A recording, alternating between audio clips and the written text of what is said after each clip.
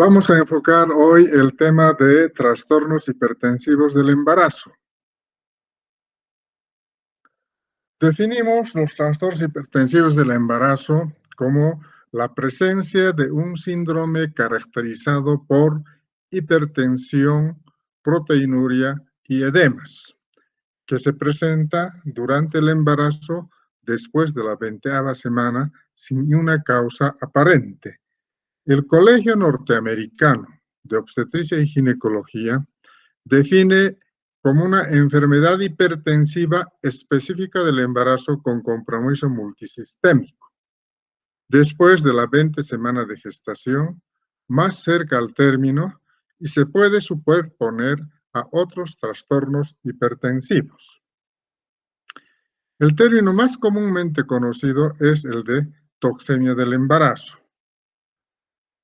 Sin embargo, en muchas regiones se conoce, sobre todo en Europa, como gestosis del embarazo. Otros conocen como edemonecrosis.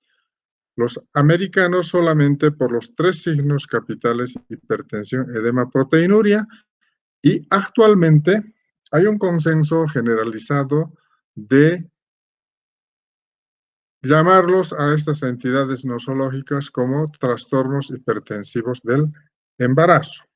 El término de toxemia gravídica o toxemia del embarazo es el más arraigado y se remonta a la época de Morisot. Morisot observó que cuando ocurría óbito fetal, las madres presentaban convulsiones. Entonces, él postuló que el feto muerto liberaba toxinas y estas toxinas hacían que la madre convulsione. El enfoque epidemiológico de los trastornos hipertensivos del embarazo se constituye en nuestra región, en nuestro país, como la tercera causa de mortalidad materna.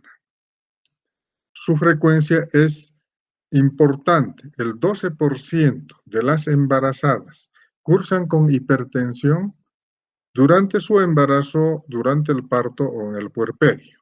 Internacionalmente, la frecuencia varía de 5 hasta el 10%.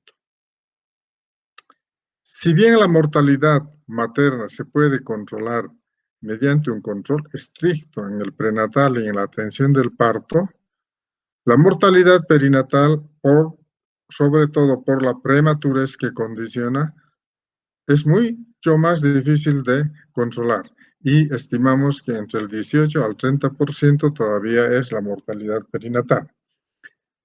Sin embargo, de que se decía que la restitución del organismo materno que presentaba toxemia gravídica era casi ad íntegro, se demuestra que existen lesiones residuales en el 5% de las madres, principalmente lesiones de tipo neurológico, hipertensión o secuelas renales, como insuficiencia renal crónica. Existen muchos factores de riesgo que condicionan a la presencia de los cuadros hipertensivos en el embarazo. Y vamos a enfocar primeramente la nuliparidad.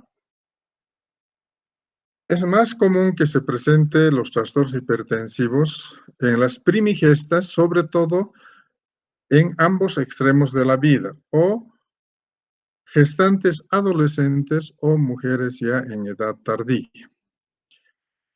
Los grupos étnicos vulnerables son aquellas poblaciones migrantes, sea de campo a ciudad o de un país a otro.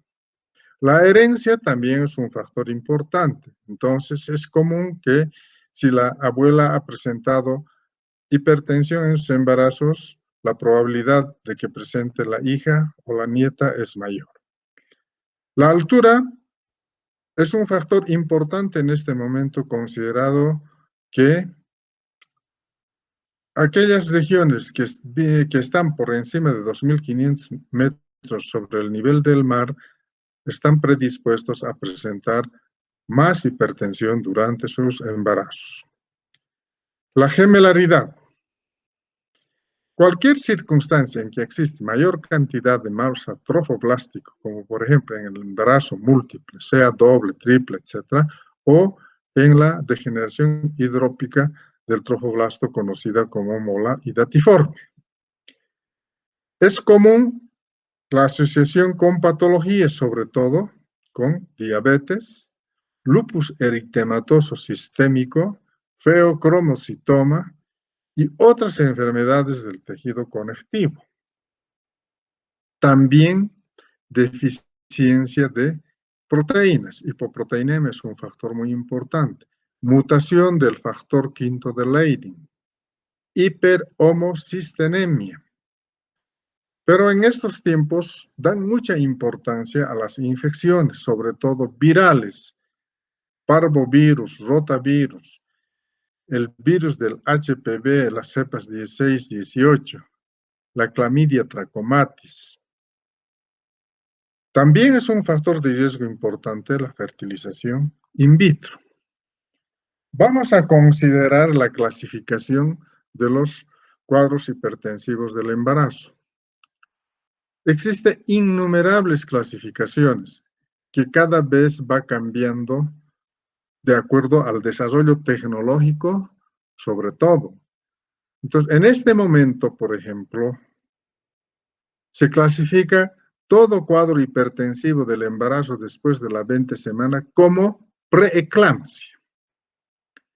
Esta preeclampsia tuviera dos complicaciones, que son la eclampsia y el síndrome de HELLP. De acuerdo a su evolución clínica, la preeclampsia puede ser leve o puede ser de gravedad severa. Seguimos manteniendo el otro capítulo, que es la hipertensión crónica y embarazo. Una mujer hipertensa se embaraza. Esta hipertensión crónica puede ser de causa conocida o puede ser de causa desconocida. Tiene dos vertientes de evolución. Esta hipertensión crónica no se modifica y por lo tanto se dice sin toxemia sobreañadida. Y otra evolución es que esta hipertensión crónica se complica con elevación mayor de la presión arterial y aparición de proteinuria, y a eso llamamos hipertensión crónica con toxemia sobreañadida. Y un capítulo importante sería la hipertensión transitoria del embarazo, que es sobre todo de un enfoque epidemiológico. Es aquella que se presenta en la última fase del embarazo y desaparece 10 días después del parto. Vamos a enfocar las teorías que tratan de explicarnos la aparición de la preeclampsia. Para la aparición de la preeclampsia, necesariamente tiene que existir exposición a vellosidades coriales. Y cuanto más abundantes sean estas vellosidades coriales, mayor la presentación y más temprano en su evolución. Pueden existir alteraciones vasculares preexistentes. Hay mucho estudio en relación a esta preexistencia. Antes se consideraba que sobre un terreno sano se instalaba el proceso hipertensivo. Estudios a través de biopsia renal durante el embarazo han demostrado que existe una predisposición ya de alteraciones vasculares en estas mujeres jóvenes. También existe una predisposición genética, como ya habíamos mencionado, que el árbol genealógico, la abuela puede, ¿no?, inducir a que la hija tenga o la nieta tenga predisposición a realizar hipertensión durante el embarazo. Entonces, consideramos en este momento a los trastornos hipertensivos del embarazo como entidades de etiología desconocida. Por lo tanto, existe una y mil teorías que tratan de explicar el origen de este cuadro hipertensivo en el embarazo. Nosotros los agrupamos en teoría isquémica, teoría genética, teoría inmunológica y la teoría del estrés oxidativo, que sería por la carencia alimentaria, sobre todo de vitaminas, minerales y otros oligoelementos. Vamos a ir analizando cada una de estas teorías. La teoría isquémica es la que mejor explica la fisiopatología del cuadro hipertensivo. Esta teoría nos indica que falta la segunda penetración trofoblástica que ocurre entre la semana 18-20 semana, aunque en los últimos tiempos esto van adelantando más a la 14 y 16 semana ya. Entonces, esta falta de penetración, la falta de la segunda penetración, perdón, el trofoblasto no logra alcanzar a la túnica elástica interna de las arterias espirales y lo que genera resistencia en el flujo vascular, y esto altera los endotelios y liberando sustancias vasoconstrictoras como el tromboxano y las endotelinas. Esta gráfica nos explica, observen ustedes cómo en un embarazo normal, ¿no?, en la arteria espiral existe un flujo libre, porque ha ocurrido la segunda penetración trofoblástica hasta la capa elástica interna de la arteria espiral. En cambio, cuando no ocurre esta segunda penetración hasta la capa elástica interna de la arteria espiral, observen ustedes que existe el lumen disminuido, hay una resistencia vascular, lo que va a dar origen a una desorganización del endotelio, a la acumulación de fibrina, depósito de plaquetas y estrechamiento del lumen arteriolar. Entonces aquí veamos con más detenimiento. Tenemos un embarazo normal donde existe vasodilatación fisiológicamente y el lumen arteriolar está aumentado. El endotelio está bien organizado. Hay poca concentración de fibrina y una que otra plaqueta. En cambio, cuando existe resistencia vascular, vasoconstricción, el lumen arteriolar se ha reducido, se ha desorganizado el epitelio, se ha depositado mayor cantidad de fibrina y ha habido secuestro de plaquetas. Esta es la lesión histopatológica que está ocurriendo en la microcirculación sistémicamente. Cuando hacemos tratamiento sintomático empírico para el manejo de la preeclampsia, eclampsia, ustedes ven que hacemos que llegar a la vasodilatación, pero esta alteración histopatológica no podemos revertirlo y eso se revierte solamente con la interrupción del embarazo.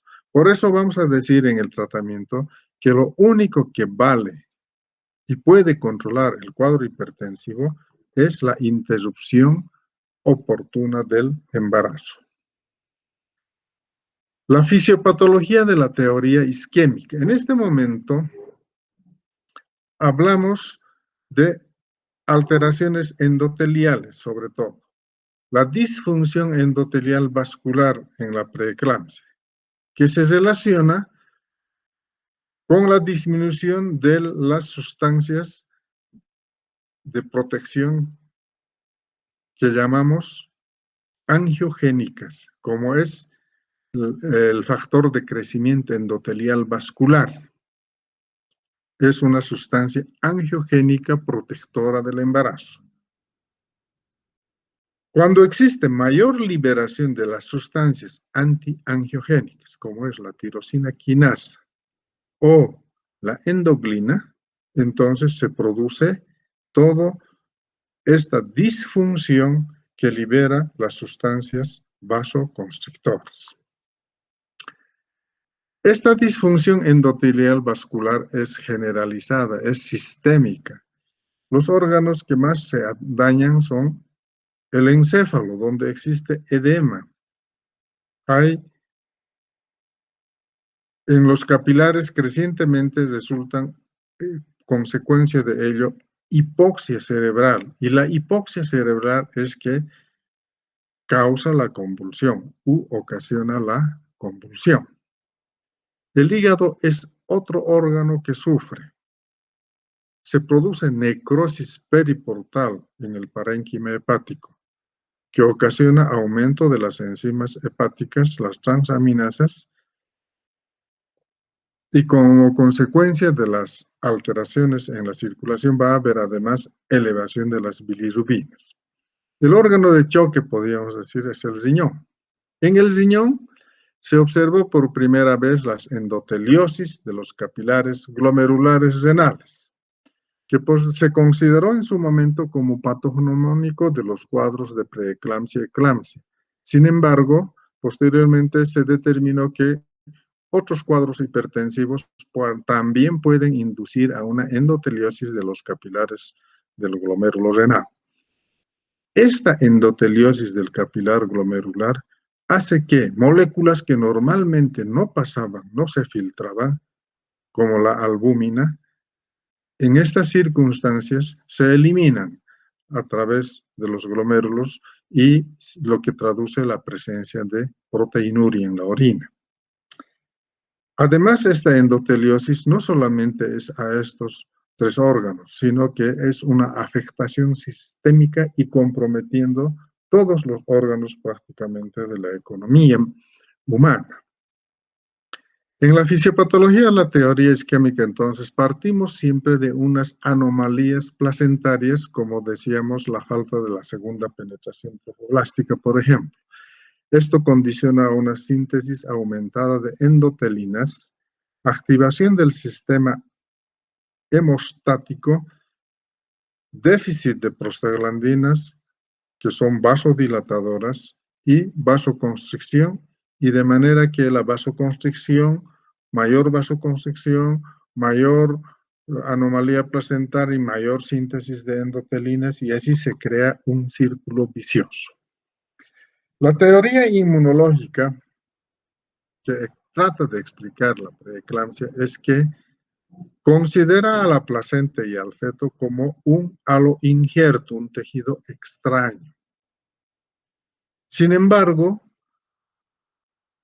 la presencia del feto, sobre todo de la placenta, que incluso es un órgano activo y orada los tejidos, no son inmunológicamente privilegiados. Si no fuera así, todos los embarazos terminarían siempre en cuadro de preeclampsia o eclampsia. Hay un fenómeno de respuesta entonces de histoincompatibilidad de tejidos que se dan cuando, por ejemplo, el trofoblasto hace primer contacto con el organismo materno. Por eso decíamos que en las primigestaciones es mayor la presencia de esta patología, ¿no? Cuando un solo coito fecundante puede ser el factor de embarazo, ¿no? Entonces puede haber mayor presencia de preeclampsia. Coitos reiterativos, es decir, parejas que conviven muchos años y recién luego tienen sus descendientes, entonces la posibilidad de preeclampsia puede ser menor porque el líquido seminal es altamente antigénico y puede desensibilizar el organismo materno. Cuando el feto es masculino es mayor la probabilidad, y si el grupo sanguíneo del feto es distinto al de la madre, también mayor probabilidad de histoincompatibilidad. También cobra importancia la teoría genética que atribuye a un gen recesivo que se transmite de las abuelas a las hijas y de estas a las nietas. Cobra importancia también la teoría nutricional del estrés oxidativo por la carencia en la liberación de tirosina quinasa cuando existe déficit en el aporte de calcio, vitaminas A, E, C, magnesio, zinc, ácido fólico, selenio, omegas. Cuando existe hipoproteinemia, hipoalbuminemia. En casos de obesidad, porque hay mucho consumo de lípidos, ¿no? Hay entonces el perfil lipídico aumentado. Aquí podemos observar una diferencia entre un embarazo normal y lo que ocurre en la preeclampsia. En un embarazo normal decíamos que hay vasodilatación, hay aumento del flujo sanguíneo, no hay actividad uterina, no se contrae el útero, el flujo uteroplacentario está favorecido, está aumentado, y hay liberación de prostaciclinas que son vasodilatadoras. Cuando ya ocurre vasoconstricción, aparece agregación plaquetaria, aparece reactividad de la fibra muscular uterina y el flujo uteroplacentario está disminuido. Esto condiciona a liberación ¿de qué? De sustancias vasoconstrictoras como el tromboxano. Entonces, como podemos ver, va a ser un desequilibrio entre las sustancias vasodilatadoras en favor de las sustancias vasoconstrictoras. Consideramos nuevamente, repitiendo, la toxemia gravídica como una enfermedad de los endotelios con secreción aumentada de las endotelinas que van a afectar principalmente al riñón, útero y la placenta. Y desde luego, decíamos, el hígado también, ¿no? Entonces, hay una liberación de endotelinas, de tromboxanos, lo que condiciona a la vasoconstricción y esto a su vez determina la presencia de la hipertensión. En cambio, estarían disminuidas las protostaticlina, el óxido nítrico y la calicreinacinina, que son elementos que producen vasodilatación durante el embarazo. Entonces, las endotelinas, 1, 2, 3, los tromboxanos producen vasoconstricción que afecta a la circulación renal, coronaria y sistémica. Produce espasmo vascular, puede inducir insuficiencia cardíaca, hipertensión. Afectación sistémica. En la fisiopatología, entonces, la hipertensión inducida por embarazo, el espasmo vascular es el hecho fisiopatológico capital. Espasmo vascular que no conocemos por qué se produce, y ahí tratan de explicar las teorías, la teoría isquémica, la teoría inmunológica, la teoría genética y la teoría del estrés oxidativo. Cuando hay vasoespasmos se produce resistencia vascular, sobre todo periférica, y como consecuencia de ello aparece hipertensión arterial. Y cuando hay hipertensión arterial se afecta la vasa vasorum de la propia estructura vascular, lo que hace permisible mayor pasaje de líquido intravascular al intersticio. Daño celular endotelial, que ocasiona el depósito de fibrinas, secuestro de plaquetas, hipoxia en los tejidos, que induce a hemorragias en los órganos terminales. Entonces, afecta el aparato cardiocirculatorio, ¿no? Ocasionando alteración en la precarga, presión al final de la diástole, altera la poscarga, resistencia a la eyección, estado inotrópico, frecuencia cardíaca aumentada. Lo que vemos, cotidianamente es una hemoconcentración en el hematocrito. La presión arterial normal del llenado ventricular está alterado. Hay resistencia vascular sistémica y la función ventricular que condiciona una hipodinamia. Cambios hematológicos. Existe trombocitopenia, que puede llevarnos a una coagulación intravascular diseminada, dímeros D aumentadas por degradación de fibrina, tiempo de protrombina prolongado, tiempo de sangría prolongado. Entonces, en la sangre puede ocurrir hemólisis porque aparecen esquistocitosis, esferocitosis, reticulocitosis en los glóbulos rojos que se lisan y condicionan entonces a destrucción y liberación de bilirrubinas. Hemoglobinuria. Aparece antitrombina 3 bajo, fibronectina elevada, trombomodulina elevada, calicreinacinina baja. Entonces son valores que vamos a ir analizando al solicitar exámenes de laboratorio. El riñón es el órgano de choque. donde por primera vez se vio estas lesiones lesiones endoteliales en los capilares glomerulares. Clínicamente vamos a ver que hay bajo flujo plasmático renal, hay disminución de la filtración glomerular, hay aumento en la reabsorción de los túbulos como un mecanismo de ahorro.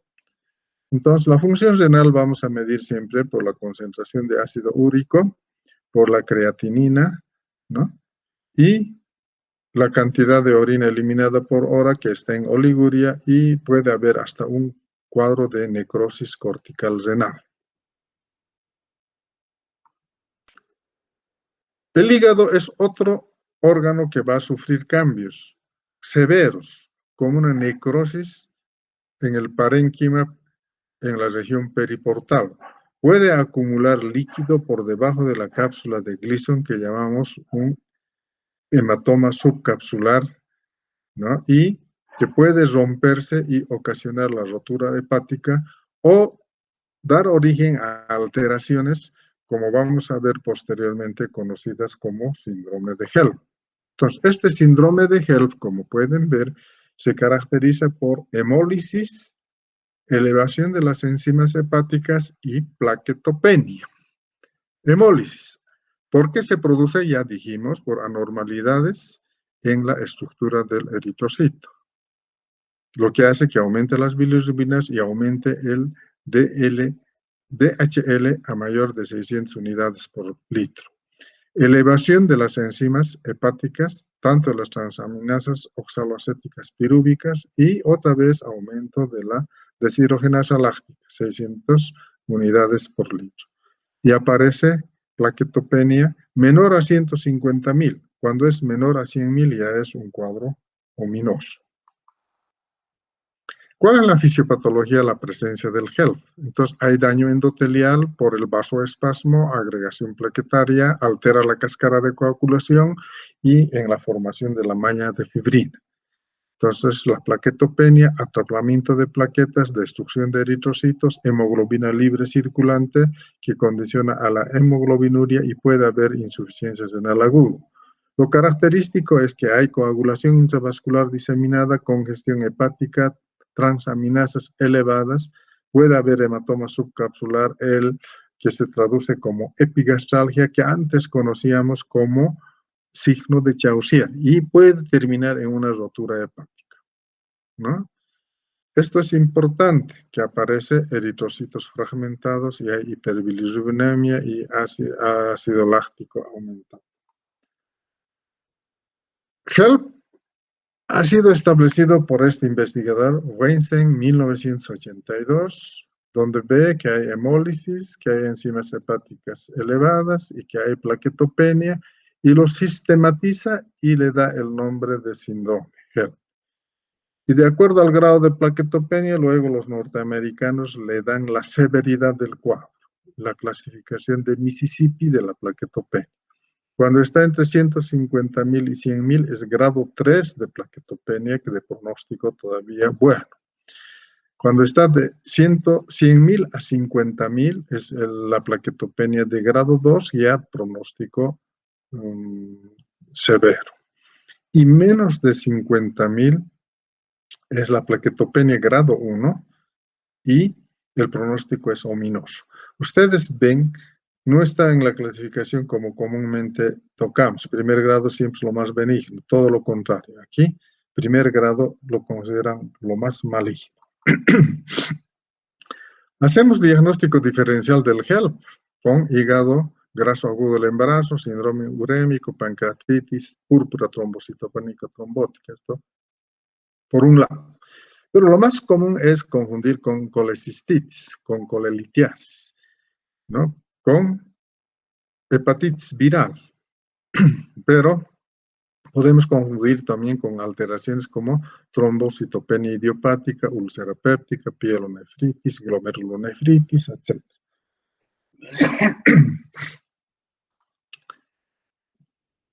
El cerebro es otro órgano que se compromete. Actualmente existe todo un enfoque de la encefalopatía hipertensiva, donde se producen lesiones que ocasionan sufusiones hemorrágicas, accidentes vasculocerebrales. Actualmente aparece el síndrome de PRES, síndrome de encefalopatía posterior reversible, PRES. Es una entidad descrita por este señor en el año 1996 con manifestaciones neurológicas de grado variable asociados a edema cerebral en el hemisferio posterior. Es transitorio, visible en imágenes de TAC y sobre todo resonancia magnética. Cambios oculares. Puede ocurrir trastornos visuales muy llamativos que vamos a ver como signos de espasmo vascular. Hasta puede aparecer amaurosis y desprendimiento de la retina. La circulación uteroplacentaria también sufre un daño importante. Aparece en la placenta envejecimiento precoz. La placenta se hace pequeña, plana, con infartos blancos, una arteritis aguda. Los cotiledones no son perceptibles. Puede inducir fácilmente a desprendimiento prematuro de la placenta normoinserta y producir alteraciones, como vemos en la pieza operatoria, de lesiones histopatológicas en la estructura uterina que se conoce como útero de Cuvelier, caracterizado por sufusiones hemorrágicas, edema de las células y necrosis celular, que clínicamente se manifiesta porque es un útero que no contrae, es un útero como trapo, decimos, y muchas veces tenemos que terminar en histerectomía para controlar el proceso hemorrágico. Recordamos entonces la fisiopatología de la hipertensión inducida por embarazo. El hecho capital importante es el espasmo vascular generalizado. Esto condiciona a hipertensión por aumento de la resistencia periférica y produce extravasación de líquido de la circulación intravascular hacia el intersticio, lo que ocasiona la retención de líquidos en todas las serosis, primero en extremidades inferiores, luego en extremidades superiores en la cara, en la cavidad abdominal ascitis, en el pulmón, derrame pleural, hasta derrame pericárdico. También, entonces, afecta sistémicamente al endotelio, cuyo punto principal, sobre todo, es en el riñón, lo que traduce la presencia de la albuminuria. Cuanto más concentrado sea mayor la proporción de albuminuria, mayor grado de lesión endotelial. Los signos de espasmo vascular que tanto hemos hablado y que vamos a seguir hablando son la cefalea holocraneana intensa, que no cede a los analgésicos corrientes porque está condicionado por hipoxia cerebral. Trastornos visuales, decíamos, estos trastornos son desde visión doble, ¿no?, diplopía, amaurosis, fosfenos, xantopsias, cromopsias, visión borrosa. Trastornos auditivos, zumbidos, silbidos, mareos. Trastornos digestivos, epigastralgia, que se constituye un signo capital, dolor en epigastrio irradiado a hipocondrio derecho, por distensión de la cápsula de Gleason, que antes se conocía como signo de Chaucier. Pueden haber vómitos. En el riñón, oligoanuria. En el sistema nervioso, hiperreflexia, irritabilidad, ansiedad, aprehensión, amnesia lacunar. En la esfera cardiovascular, disnea o presión precordial, cianosis periférica, y en el examen neurológico además podemos tener Babinski positivo. Este es un resumen prácticamente de lo que hemos hablado hasta ahora. Hay factores de riesgo y predisposición genética para los cuadros hipertensivos. Pueden existir antecedentes de infección, sobre todo por Clamidia trachomatis y virus. Alteraciones en el estrés oxidativo por mala nutrición y puede haber el flujo de la arteria uterina alterada, con resistencia, que llaman NOTCH.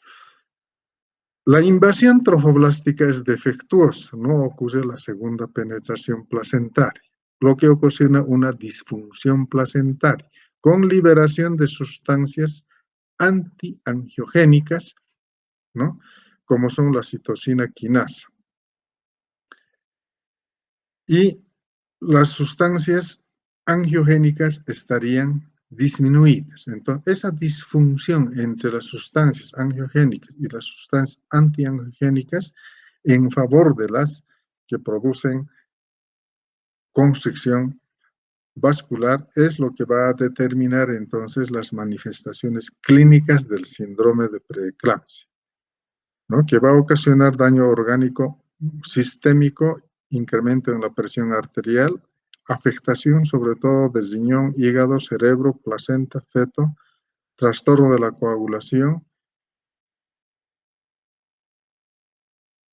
con compromiso sistémico. Entonces, estamos en la época, en la práctica médica de los marcadores químicos que predicen tempranamente la presencia de una patología, como en este caso, ¿no? Podemos realizar en el primer trimestre de embarazo la determinación del factor de crecimiento vascular endotelial, el factor del crecimiento placentario, la tirosina quinasa, que es similar a la fibrina 1, y la endoglina. Cuando estas sustancias angiogénicas están elevadas y las sustancias antiangiogénicas elevadas y las sustancias angiogénicas disminuidas, entonces tenemos que considerarlo que hay riesgo de hipertensión. ¿Y cuál es nuestra conducta? Nuestra conducta es prevenir. ¿Y cómo vamos a prevenir? Administrando ácido acetil salicílico 150 miligramos día y calcio en la ingesta 2 gramos por día.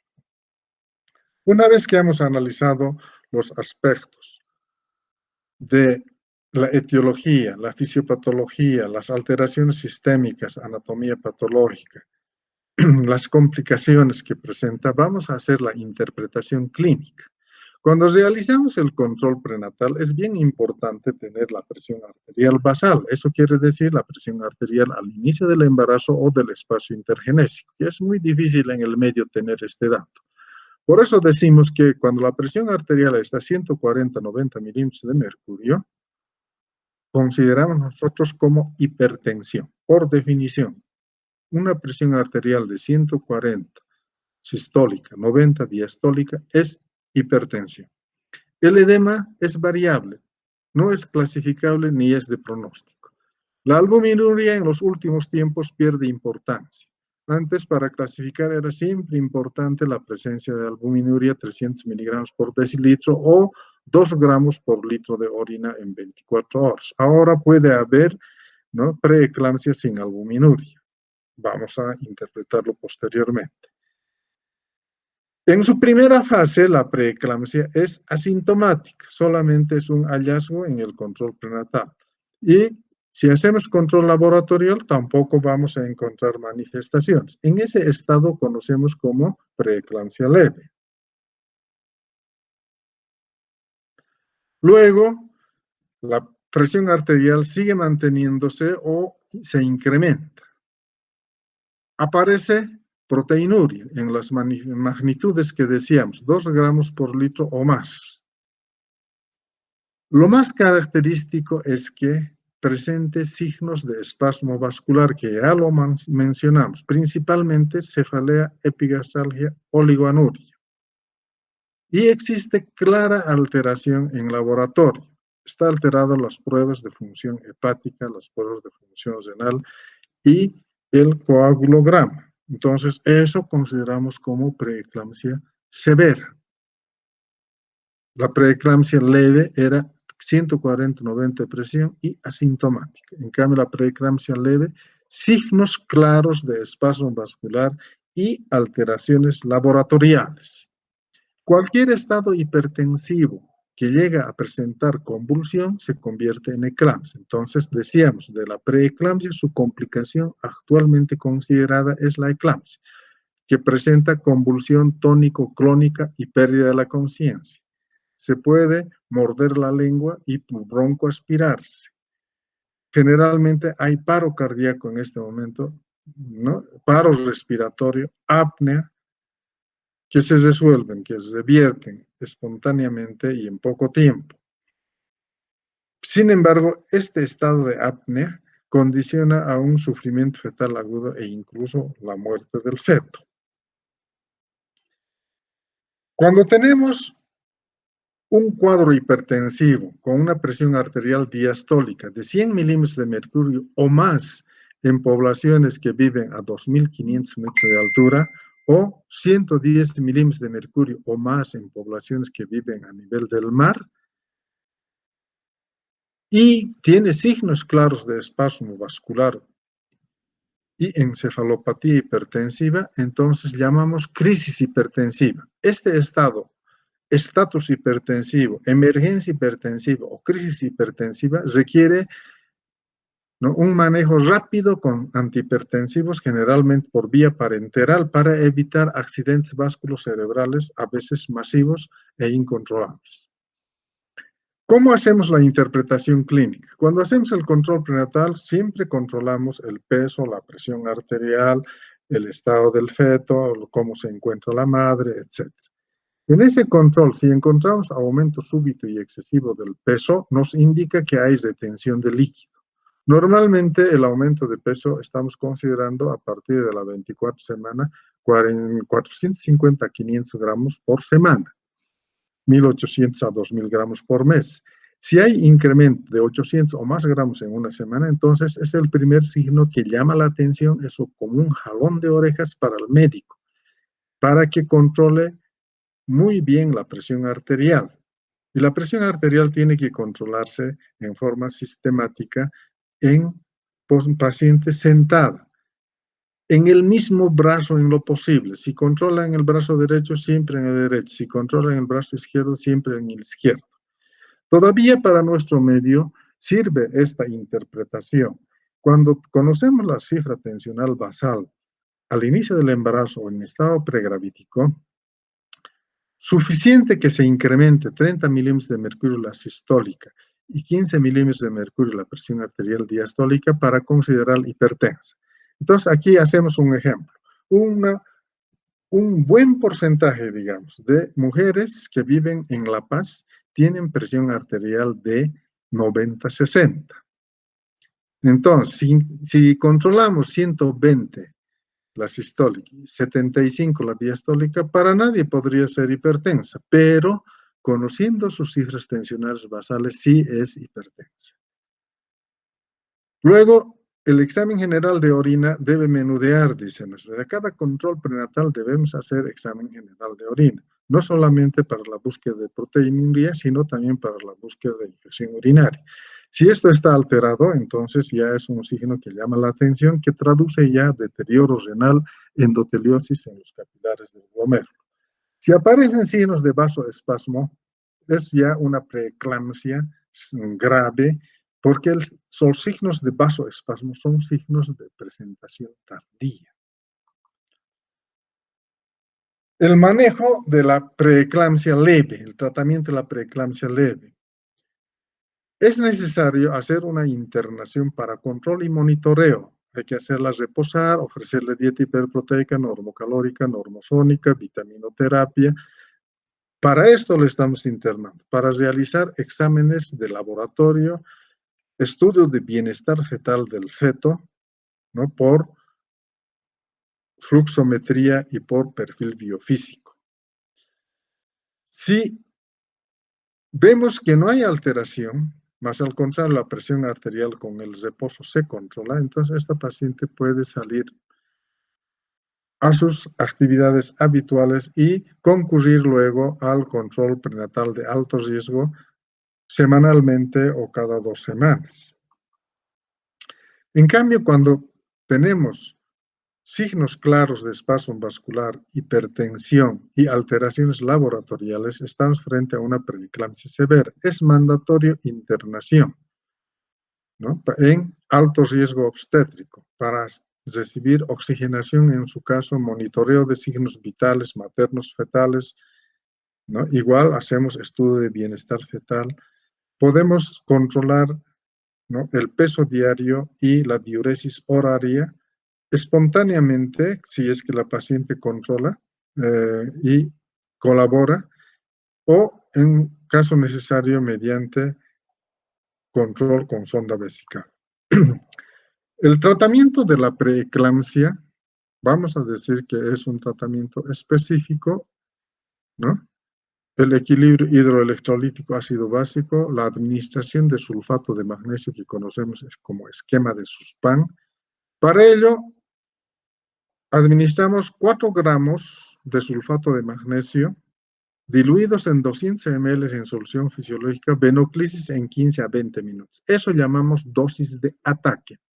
Y luego hacemos la dosis de mantenimiento diluyendo 10 gramos de sulfato de magnesio en 900 ml de solución fisiológica y administramos 1 gramo por hora. Eso significa que debemos administrar a 33 gotas por minuto.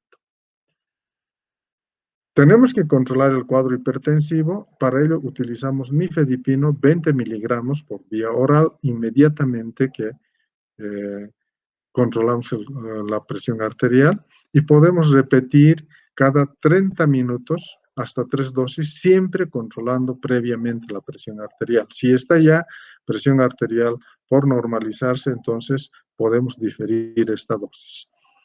En casos extremos como en la crisis hipertensiva que mencionábamos, utilizamos hidralazina 5 miligramos por vía intravenosa y luego cada 2 a 4 horas 5 miligramos dependiendo de la evolución. El segundo fármaco que utilizamos es labetalol 20 miligramos por vía intravenosa inmediatamente a su ingreso y luego, según requerimiento, previo control siempre de presión arterial. Ustedes ven aquí el sulfato de magnesio en su preparación, en su forma de presentación, ¿no? Al 10%, 1 gramo por 10 ml. Entonces, tiene 1 gramo cada ampollita y tiene 10 ml. De esto, en el tratamiento de ataque utilizamos 4 ampollas y le administramos rápidamente en 15 a 20 minutos. Ahora hacemos el artificio de diluirlo en 200 ml y pasarlo en venoclisis rápido. Y en el tratamiento de mantenimiento, entonces, 10 ampollas lo diluimos en 900 ml y administramos a 33 gotas. El sulfato de magnesio tiene la propiedad de ser un anticonvulsivante. Entonces, utilizamos como preventivo de la convulsión o en la eclampsia, como vamos a ver, para el tratamiento de la convulsión. Tiene un mecanismo de acción central anticonvulsiva y tiene un mecanismo de acción periférica curarizante bloqueando la placa motora posterior y produce miorelajación y vasodilatación, mejorando la circulación uteroplacentaria. Cuando utilizamos sulfato de magnesio, debemos controlar que haya diuresis, porque si no hay diuresis se circula y puede llevarnos a la hipermagnesemia. Tenemos que controlar los reflejos osteotendinosos. El más fácil de controlar es el reflejo rotuliano. Este debe estar en estado de hiporreflexia, nunca en arreflexia. Y finalmente debemos controlar la frecuencia respiratoria, que no debe estar nunca por debajo de 16 respiraciones por minuto, porque el sulfato de magnesio paraliza el diafragma y por eso es que apnea, parálisis respiratoria. Esos son los signos de hipermagnesemia: abolición de los reflejos, paro respiratorio, ¿no? Y esto puede darse por una insuficiencia renal, porque no se elimina el magnesio, sigue recirculando cuando no hay diuresis. Si este caso se presentase, entonces administramos su antagonista, que sería el gluconato de calcio en la dosis de 1 gramo intravenoso lento. Con el esquema que hemos mencionado en el manejo específico, estamos lejos de la dosis de letalidad. Cuando administramos el esquema de Susspan, llegamos a la concentración de 4 máximo a 6 miliequivalentes de sulfato de magnesio por mililitro o de magnesio por mililitro. La dosis de letalidad está por encima de 16 miliequivalentes por mililitro. Estamos lejos de esa dosis. Es por eso que en los últimos años no hemos tenido con este esquema la posibilidad de ver cuadros de hipermagnesemia. Y con este esquema prácticamente podemos garantizar. En otras circunstancias es necesario siempre hacer el control del magnesio circulante, sobre todo cuando aplicamos mayores dosis. Las situaciones que ameritan interrupción inmediata del embarazo. Entonces, decíamos que el único tratamiento que puede controlar el cuadro hipertensivo es la interrupción del embarazo. Por eso hacemos hincapié, si la hipertensión es persistente, si hay presencia de signos de espasmo vascular que no revierten con los esquemas de tratamiento de SUSPAN y antihipertensivos que hemos indicado, cuando persiste la oligoanuria, cuando sigue ganando peso y sigue habiendo aumento de los edemas, cuando el hematocrito sigue elevado, complicaciones aparecen como el HELP, el abrupto placentario, el sufrimiento fetal agudo, o finalmente el embarazo es de más de 34 semanas, entonces tenemos que recurrir inmediatamente a la interrupción del embarazo. En este momento es clave considerar la edad gestacional. En la clasificación, además de la preeclampsia y sus complicaciones, actualmente toman en cuenta la clasificación de preeclampsia precoz y preeclampsia tardía. Preeclampsia precoz antes de la 34 semana, donde tenemos que estabilizar, inducir maduración pulmonar, contenernos por lo menos las 48 horas para que haga acción los corticoides en los pulmones del feto e interrumpir posteriormente. En cambio, en embarazos que cursan con 34 o más semanas, no existe ninguna demora para solucionar el cuadro clínico. Apenas controlamos el cuadro hipertensivo, programamos la interrupción del embarazo. La vía de interrupción va a depender, de hecho, de las condiciones obstétricas que tiene nuestra paciente. El tratamiento de la eclampsia es ya una unidad de cuidados intensivos, ¿no? Y hay medidas generales importantes, como evitar la aspiración de las secreciones.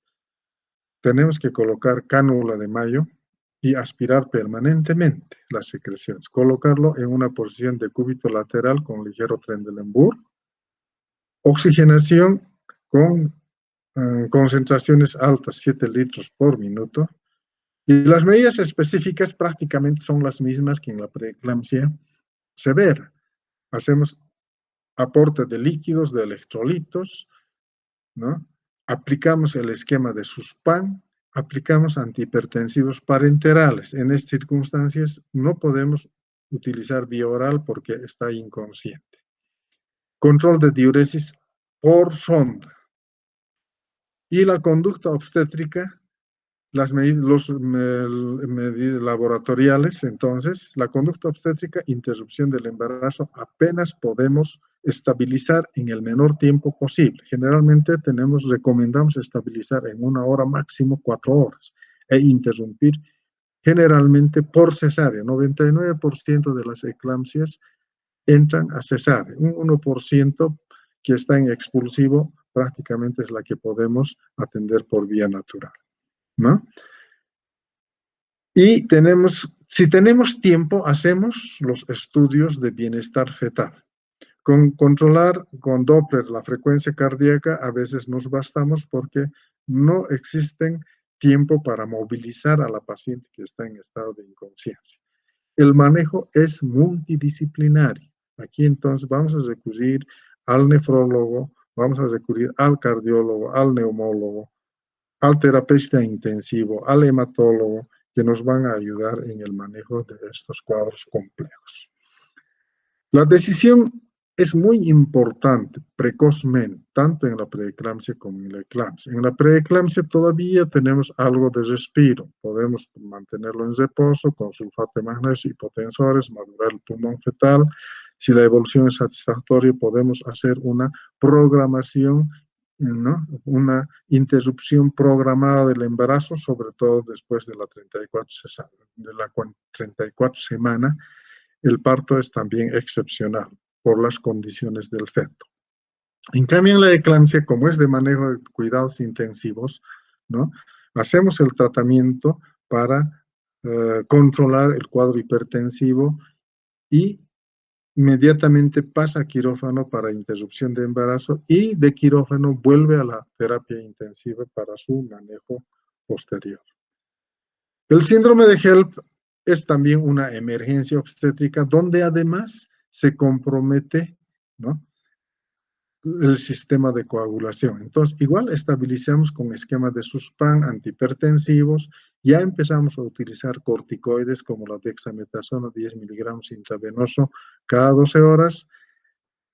Engatillamos el código rojo, que consiste en que tenemos paquetes globulares, 3 paquetes globulares, por cada paquete globular, 3 paquetes de plasma fresco congelado y 3 paquetes, ¿no?, y crioprecipitado de plaquetas. Apenas estabilizamos, interrumpir inmediatamente el embarazo. Las complicaciones son muy severas, por eso es una causa de mortalidad tercera en global, pero es la primera causa de mortalidad en los hospitales de tercer nivel por complicaciones inherentes a los cuadros hipertensivos preeclampsia o eclampsia. Se producen entonces accidentes cerebrovasculares masivos, a veces que no pueden solucionarse mediante cirugía. Rotura hepática, que es una tragedia, ¿no?, que tenemos que recurrir al cirujano general para controlar. Generalmente hacemos un empaque, el packing que llamamos, y haciendo un análisis retrospectivo, estas señoras 4, 5, 6 veces han sido reintervenidas para su control. Insuficiencia renal aguda que puede ir a la diálisis o quedar con secuelas residuales. Edema agudo de pulmón, ¿no?, que manejamos en la unidad de cuidado intensivo. Esto se presenta, ¿no?, con más asiduidad, pero manejan muy bien en la unidad de terapia intensiva. Síndromes de broncoaspiración que debemos siempre evitar. Coagulación intravascular diseminada, aquí manejamos con hematología de la mano. Y el código rojo. Abrupto placentario que nos induce a una cesárea de emergencia para salvar la vida del bebé. Sufrimiento fetal agudo u óbito fetal, común, cotidiano. Puede haber ceguera por desprendimiento de la retina que no necesita cirugía inmediata, sino con el manejo médico va a veces regenerar generalmente a la semana siguiente. Entonces, ahora como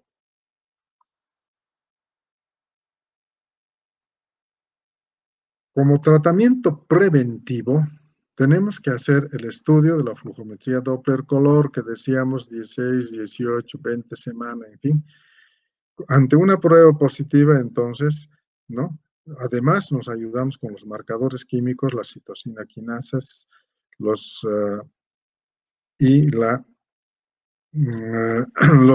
factores angiogénicos y los factores antiangiogénicos. Si esto está alterado, igualmente hacemos la misma medida y esa medida se reduce a esto, ¿no? Administrar ácido acetil salicílico 150 miligramos día. Esta es una dosis alta porque en la literatura van a leer de 80, 100, 120. En el país, en el programa, se ha establecido 150 miligramos. Calcio 2 gramos en la dieta y todos los antioxidantes y vitaminas que requiere la madre, sobre todo hierro, ácido fólico, vitaminas A, E, C, todas las vitaminas y ahora los omegas. Hemos discutido mucho. Si una vez identificado factores de riesgo para hipertensión, a partir de la 14 semana no sería que sistemáticamente ofertemos ácido acetil salicílico. Para un país como el nuestro, donde los marcadores químicos y los estudios de flujometría van a ser limitados, yo creo que va a ser una política que vamos a emplear. Hay mucho que hablar en este tema. Por eso vamos a complementar algo con la lectura, vamos a revisar las normas nacionales de manejo y con eso